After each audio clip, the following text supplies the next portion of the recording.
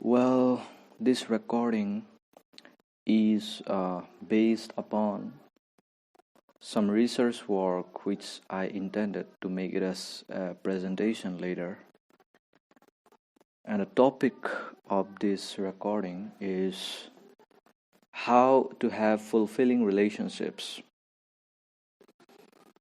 So here we go. It will be a very short, concise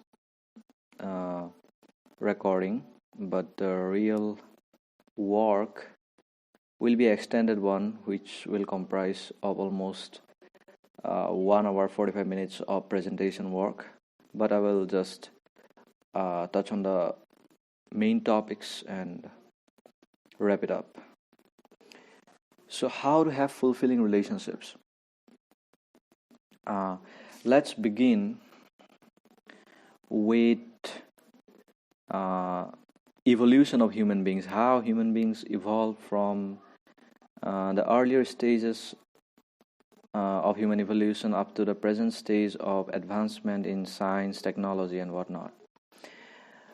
Why I'm referring to evolution is mainly to focus on this one aspect, that is the aspect that Charles Darwin has put up in his theory of evolution.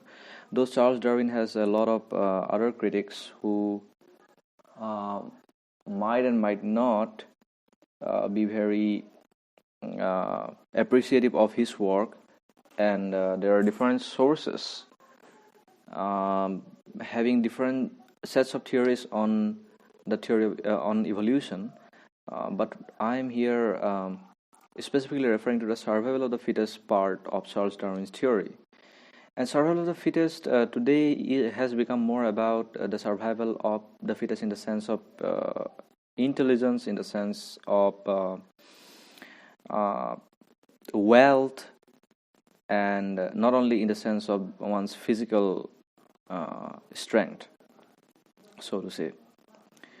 So here I mentioned two parts, two separate parts of evolution. One is that physical aspect of evolution, which also consists of the evolution of one's intelligence and evolution of one's material prosperity and advancement. But I have here put out one separate part of evolution, that is, I term it as the evolution of soul, and it has not been coined by me per se, because this term is present in a different way, of course, in many traditions across the globe. And in the ancient Indian tradition, in the ancient scripture of the Bhagavad Gita, it is the evolution of the soul is very vividly explained. So there I have termed evolution, and there are two separate parts of evolution. One is the physical side of it, and one is the spiritual side of it. So modern research on science, on neuroscience, has shown that throughout evolution we have seen that many changes took place in the human brain. And with the neuroscience and magnetic resonance imaging, we can see that various parts of the brain are connected with various human behaviors also.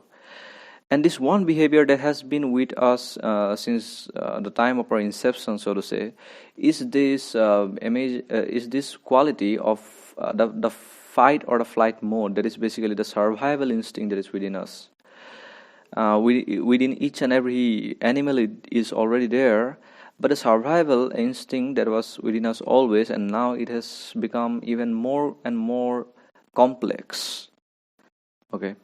So this survival instinct is basically connected with this part of the brain called amygdala, and this is the part of the brain that constantly puts us in stress. It automatically, this is the lizard brain, they call it the lizard brain, and it automatically it identifies danger, and it continuously throughout each and every moment of our life, it gives us stress signals. It gives us it first identifies the situation, and it always gives us the stress signals, and it pulls us back towards our comfort zone, and it doesn't let us go into discomfort. So in one sense, this is just giving us more and more stress signals within our body, thereby giving us a signal of the imminent danger. It helps us a lot throughout evolution to survive as a human race, to survive as a human being. But the thing is that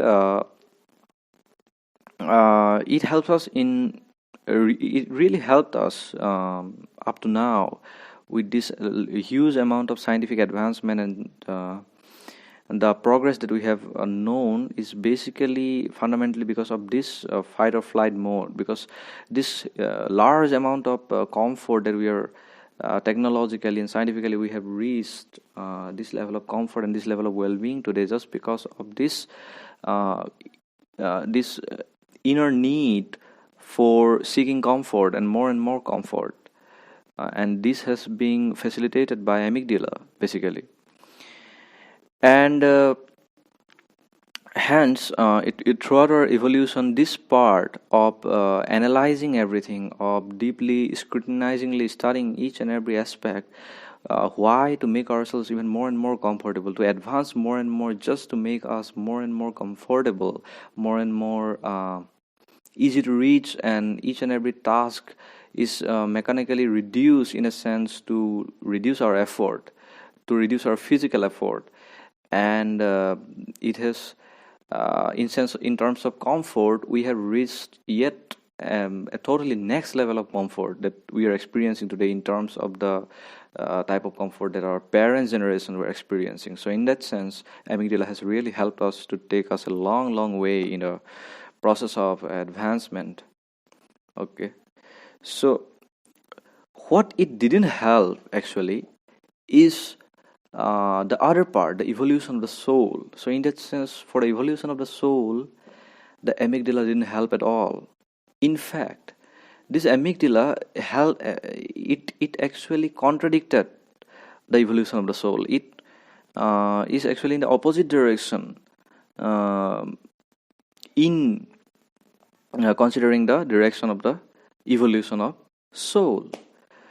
So in that sense, when I'm speaking about the evolution of soul, we are speaking a lot of these theories and science and whatnot.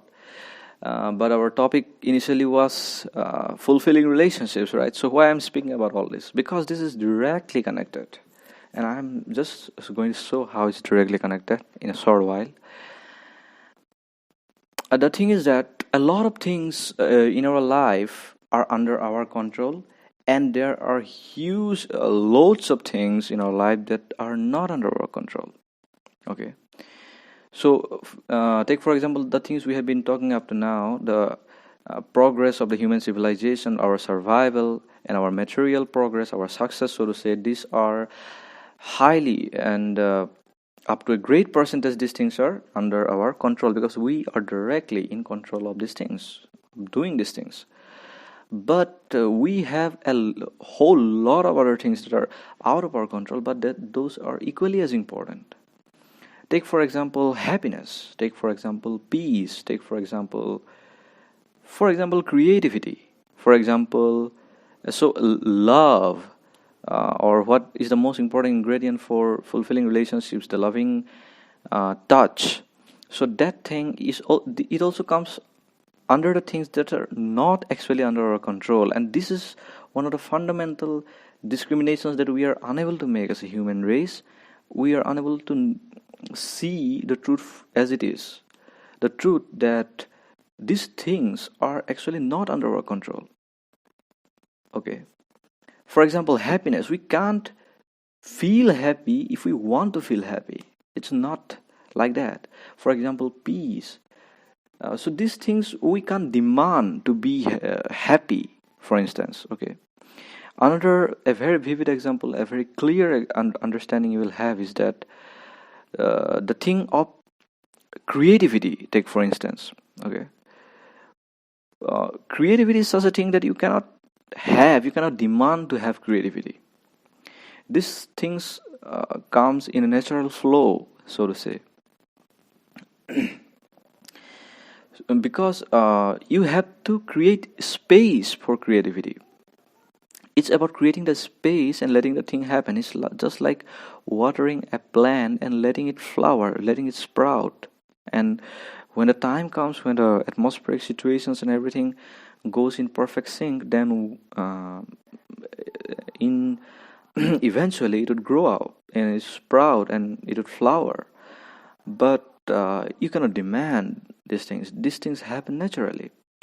What you can do is you can just create the necessary space required, the necessary environment, the necessary conditions that are required. You can just provide them, but you cannot demand. Okay. So this is in sense of creativity. If you are going to create, you are going to write something, then you need to at least have that mental space. You need to separate yourselves from your, suppose, your daily struggle, so to say, your daily routine, your the daily stress and the difficulties that you're going through as a person. If you separate yourself, so to say, from your story, from your personal story, if you can separate yourself as a third person and see, only then you can create. So creativity needs a space, okay, between you and your story, basically. Then you'll be able to create, and it comes naturally. It doesn't, you can't demand these things, okay. So it is just like the rain, for example. uh, Rain, you cannot demand rain to happen, okay. You cannot demand rain to happen. Rain happens naturally. What you can do is you can make the best use by, suppose, you can do rainwater harvesting, and you can save as much as water for your future crisis. That you can do. You can create a space, so to say, for the rainwater to be collected, so that in the near future you'll be able to use it uh, and utilize it to the best of your capacity. But you cannot demand rain to happen. So love, in case of loving relationships, of fulfilling relationships, love is such a thing that you uh, need to create a space. So this is the misunderstanding that our generation, as a generation, we have been bombarded by a lot of things, and like in my previous video, I have spoken about these things, but uh, we have been brainwashed basically, and so about creating this space, okay. I'm giving two more examples, one of Albert Einstein and another of Ramanujan. So these are the persons who, suppose Albert Einstein, he worked as a patent clerk in an office that requires not even 10% of the skill set that he had. But why did he take up the job? Because he can finish up the work in almost half an hour of time, and the rest of the time in the office he would spend just by uh, studying, contemplating on his various ideas of astrophysics and time, space, relativity, and so on. And after many years to come, you would read him as a Nobel laureate physicist, famous for the theory of relativity. Under such example is Ramanujan, who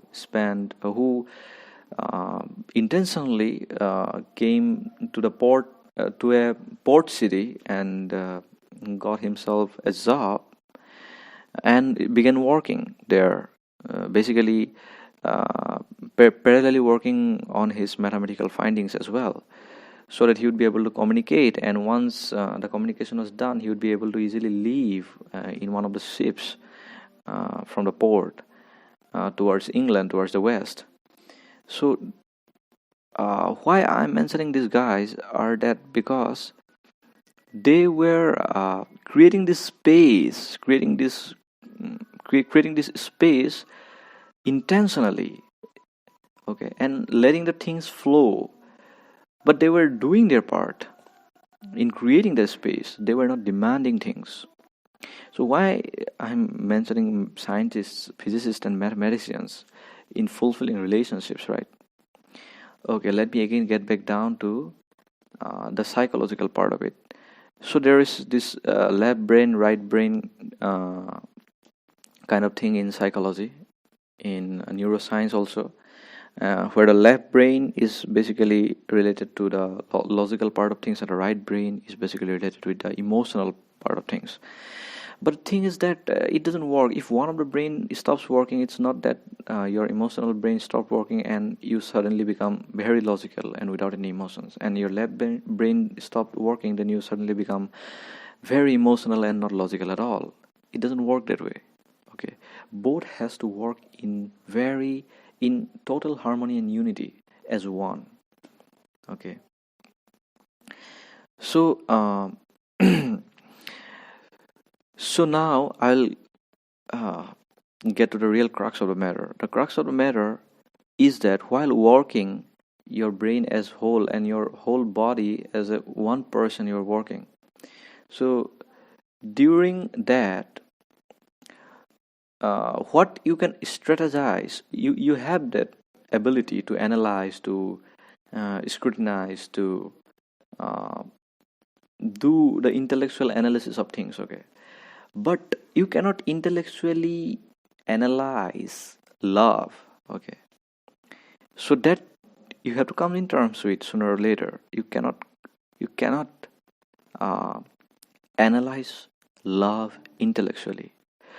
The thing is that you can, however, use this power of intellectual or analysis or whatever. You can use this logical part of your brain, so to say, in creating that space.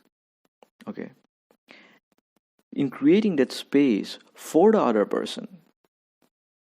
When you create, when you use your logical brain in creating the space for the other person, so that uh, you let the love or the emotions or the feelings of that person, other person, to flow in the space that you have created. But for that, you need to create the space at first. So you are using your logical brain not to analyze what are the pickup lines to say, what are the things, what are the XYZ things to do so that the other person feels special, what are the list of things that I can keep on doing every day to make the other person happy. So rather than going in that way, that obviously you have to do to a certain extent. You need to celebrate the anniversaries, you need to celebrate the birthdays and whatnot. But that doesn't mean that those are going to actually give you results. Okay. And what I'm saying here is not that this will give the results, but the thing is that these are most likely to work. Why? Because science says so. You need to create a space at first. Okay, because similarly, with the example of the rainwater harvesting, you have created a space and you have collected the water, right? Similarly, you need to create a space between you two persons for the love to sprout, for the thing to blossom and to happen naturally, very naturally, because love is a natural thing. It cannot be done with control. You cannot exercise control on love. Once you begin exercising control on love, the very basic structure of love, that is the uh, ingredient of free will, that will be devastated and destroyed basically, and then there will be no love. There will be just a mechanical thing. Okay, and lots of relationships today are struggling with that same thing, with that exercise of control rather than creating a space between the two. So while delving into the depths of the psychology, psychiatry, neuroscience and whatnot, I'm basically coming down to the fact of creating the space between both the guys. And creating the space is only possible, and here's the last point I'll be making here. Creating the space, the most important thing while creating the space is you can create the space only when you are comfortable with yourself. Okay, you are first things first. To be comfortable with yourself, you need to recognize yourself at first, your strengths and your weaknesses. Okay, use your analytical and logical brain in this side of things to recognize your strength and your weakness at first. And secondly, you begin to work. Firstly, recognize, and second, you begin to work on them. Okay, strategize various techniques to work on them, how to work on your weaknesses and keep your strength, maintain your strengths, and work on your weaknesses. And the third and the most important element here is to be honest. Just blatantly, bluntly honest. Okay.